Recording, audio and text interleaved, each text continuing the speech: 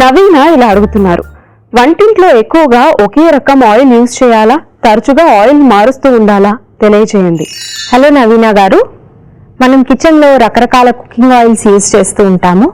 అయితే ఒక్కొక్క ఆయిల్ కూడా ఒక్కొక్క సోర్స్ నుంచి వస్తుంది కాబట్టి ఒక్కొక్క దాంట్లో different kinds of fatty acids ఉండటం మూలాన, డిఫరెంట్ కైండ్స్ ఆఫ్ విటమిన్స్ ఉండటం మూలాన దాని తాలూకు హెల్త్ బెనిఫిట్స్ కూడా మారుతూ ఉంటాయి.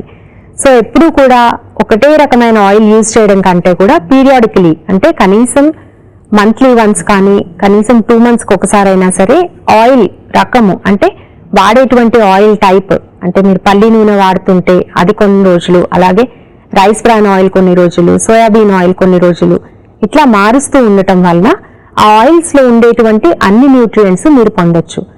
అయితే ఆయిల్ వాడకం మాత్రం లిమిటెడ్ గానే ఉండాలి. మనిషికి పర్ డే 30 grams మించకుండా మాత్రమే ఆయిల్ యూసేజ్ అనేది ఉండాలి.